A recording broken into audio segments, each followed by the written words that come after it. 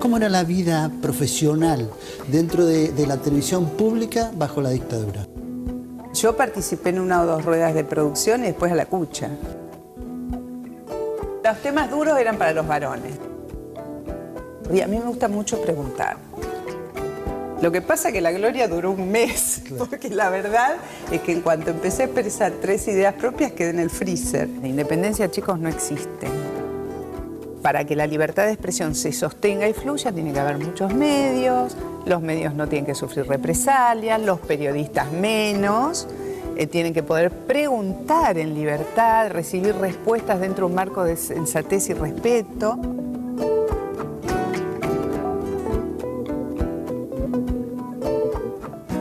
Bienvenidos, gracias nuevamente por estar aquí. Les presento a Mónica Gutiérrez. ¿Cómo están? Periodista. Y sobre todo para mí, cosa que nunca se lo he dicho, se lo voy a decir ahora en público, para mí es la cara del periodismo en democracia. Y les digo por qué, no como periodista, sino como espectador y como oyente, cuando se recuperó la democracia, para mí el periodismo en aquel momento era Mónica Gutiérrez, porque era la cara que veíamos en la televisión pública sobre todo. Y comparando épocas, viendo ahora lo que es la televisión pública y viendo aquella televisión pública, la verdad que siento un poco de añoranza por aquella televisión pública. Bueno, además fue un tiempo muy lindo, ¿no? El regreso a la democracia, claro, era año 83. Describirle a los chicos cómo fue esa recuperación, el clima que se vivía, la sociedad que volvía a recuperar sus libertades. Yo básicamente, sobre todo el año 83, que es cuando ya estábamos en las vísperas de la democracia, fue un año muy lleno de expectativas, muy gozoso. Yo una de las cosas que más recuerdo es que pudimos recuperar las palabras, dejar de usar eufemismos. Me acuerdo que incluso creo que escribí una nota para una revista a propósito de esto en aquellos años. Yo era muy chica, ¿no? Que era que se podían recuperar las palabras, que uno empezaba a poder usar las palabras crudas, las que definían las cosas tal cual eran. Digo, no íbamos a hablar más de apremios ilegales, íbamos a hablar de torturas, íbamos a poder utilizar cada término para decir lo que correspondía. Sobre todo el principal que era, después de muchos años de proceso, claro, poder decir no, dictadura. De dictadura. Digamos, de autoamnistía, por no decir impunidad, ¿no? Antes de irse los militares dieron una supuesta ley de autoamnistía en los últimos meses previos a las elecciones, creo que fue en octubre o en septiembre, por allí, donde se declaraban inocentes e impunes de todo lo que pudiera venir. Bueno, y la verdad que ya Alfonsín en campaña empezó a decir que esto no iba a ser así, de hecho no lo fue. No, fueron momentos muy vibrantes. Ahora este año se cumplen 30 años de democracia y en YouTube, el otro día me pasaba un colega un link donde aparecen imágenes de lo que fue la transmisión desde Casa de Gobierno. En ese momento todos los canales eran estatales. Entonces se armó una transmisión común, conjunta, y se convocó a participar de esa transmisión a todos los periodistas, los que trabajaban, los que no trabajaban, los que habían dejado de trabajar por razones políticas, los que estaban en casa esperando una nueva oportunidad, a todo el mundo. Y a todo el mundo se le dio un puesto, un lugarcito. Y a mí me tocó en el primer descanso de la escalera de Casa de Gobierno que va desde el Salón de los Bustos hacia el primer piso, que es donde está, creo, el despacho presidencial, ¿no? Y por el que subían los invitados especiales. Así que el otro día en YouTube, jugando un poco con YouTube, me encontré a mí misma. ¡Wow! Impresionante. En ese momento entraba Felipe emociona, González. ¿No? Sí. Todavía te emociona, ¿no? ¿Por qué? Y qué sé yo, fue tan lindo. Fue muy fuerte, sí, sí.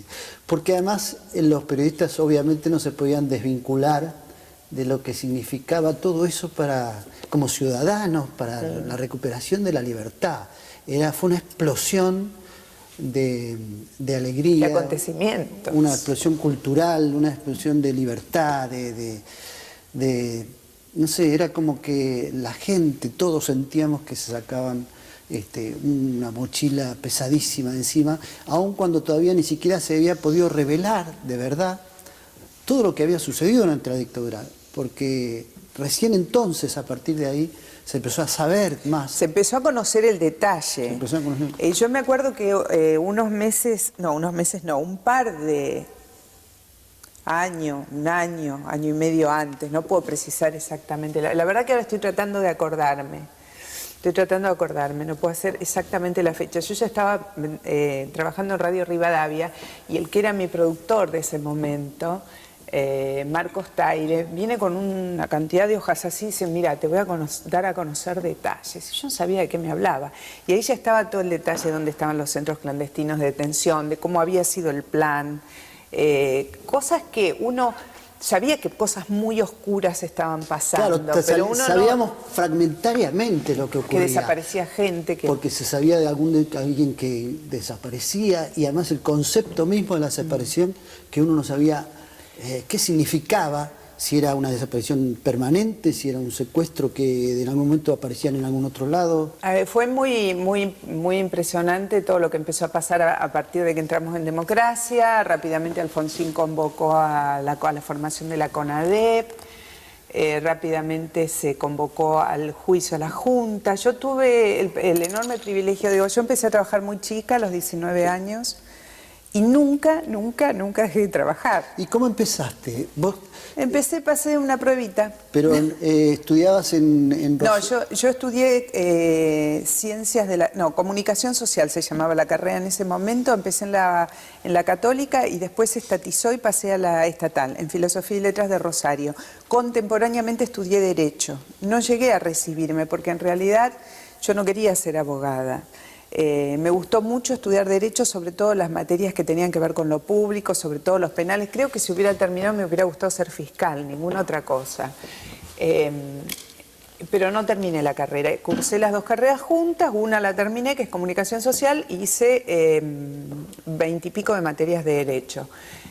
Pero yo empecé a trabajar antes de recibirme. Ustedes saben que nosotros no necesitamos de un título para trabajar y está bueno que así sea porque me parece que eso permite que la libertad de expresión fluya de manera más libre para todo el mundo. Empecé a trabajar, el primer trabajo, mamá era profesora universitaria y tenía muchos amigos y amigos en los medios y a todo el que iba o cada vez que le invitaban a un canal a hablar de algo o decía yo tengo una hija que está estudiando periodismo y que hasta que finalmente de un canal me llamaron, obviamente hice todo lo que tenía que hacer, pasé todas las pruebas que tuve que pasar. Y bueno, la primera pruebita la hice. ¿Cómo era visto en ese momento en Rosario una chica periodista, digamos, o sea, alguien que quería ejercer una profesión que mayoritariamente la ejercían los hombres, ¿no? Porque en definitiva es una profesión en la cual se la vinculaba con el periodista en aquel momento, en aquellas épocas. Los temas duros eran para los varones. Claro. De hecho, durante todo mi primer tiempo en Buenos Aires yo sentía eso, que a la hora de la división del trabajo se da como en la casa, ¿viste? Las mujeres a lavar los platos, el precio del pescado en Semana Santa y las notas del precio de la verdura y los varones al resto. No, la verdad es que yo hoy lo rememoraba esto con una amiga. Yo recibí una educación medio sui generis para mi tiempo y generación. Mi mamá era muy transgresora en todos los ámbitos en los que se desempeñaba. Y la verdad que me dio una educación nada sexista. Entonces, la verdad es que yo nunca sentí cuando hubo un lugar que había una diferencia porque yo era mujer. Como yo no lo sentía, como yo no funcionaba como un varón, si se quiere, en todos los espacios, rápidamente empecé a ser percibida como un par en un punto. Yo creo que eso me jugó a favor. Si uno no especula... A ver, no quiero decir que sea siempre así, a mí me funcionó. Creo que todavía hoy hay muchos resabios de machismo en los medios, pero la verdad es que si uno en la calle, en las reglas del juego del trabajo, de conseguir la nota, de pararse en el espacio público en determinadas situaciones, no está especulando con la condición femenina, empieza a ubicarse en otro lugar. Claro. Y de hecho... ¿Cómo fue tu carrera en Rosario? Desde ese momento, desde esas pruebas en adelante... De esas pruebas en adelante, no, yo trabajé 3, 4 años en Rosario. Yo a los 20 años conducía un espacio propio de televisión, a un programa de la tarde que se llamaba Telefamilia, lo conducía y lo producía. Del primer espacio en el que trabajé, que fue en Canal 5, me fui mal, de mala manera, más temprano que tarde. arranqué en el piso haciendo notas en un programa de mucha audiencia. A mediodía en el interior se ve mucho en la tele, ¿no? Este programa se llamaba La Botica del 5. Y bueno, yo ya estudiaba Derecho y me acuerdo que había un tema que era la ley de alquileres en ese momento. Y vienen al canal 2 o 3 diputados a hablar de ese tema. Y el productor me dice, eran notas cortas, ¿no? De 3, 4 minutos. Me dice, Mónica, vos presentalos, presentá el nombre, el partido al que pertenecen, presentá el tema y no preguntes nada. Y yo estudiaba Derecho, yo quería preguntar sobre la ley de alquileres, tenía 1200 preguntas que se me ocurrían. A mí me gusta mucho preguntar, me gusta mucho. Para mí la pregunta es la base del periodismo, porque la pregunta es el único instrumento para llegar a la verdad de que disponemos, no hay mucho más que la observación. Es la y la única pregunta. herramienta del periodista, claro. Es la única. Y yo creo que en ese momento pensé, a ver, 33 preguntas sobre ese tema y las largué, creo que ni los escuché lo que dijeron. Como una ametralladora me mandé todas las preguntas. Terminó la cosa, me llama el productor y me dice, vení. Me dice, ¿sabes qué? Mañana empezás a conducir el micro de modas. Como diciéndome, claro, ya se acabó, desobedeciste. Te mandamos al a micro de Siberia. moda. Ahí, ustedes saben que en los medios existe algo que se llama congelar. Bueno, esto no era congelar, era como desfrizar acá y mandar para allá, ¿viste? Y yo me quedé un ratito callada y quieta y después respiré hondo y le dije, no, está bien, búscate otra. Y agarré mi cartera y me fui al canal y no volví nunca más, nunca más. Fue una cosa así que me salió del alma. Yo me acuerdo a mí misma, como si viera una película, atravesando el Parque de la Bandera, veía el monumento a la bandera, los edificios que se me venían, decía, nunca más voy a trabajar, nunca más voy a trabajar, y me iba caminando con esta letanía.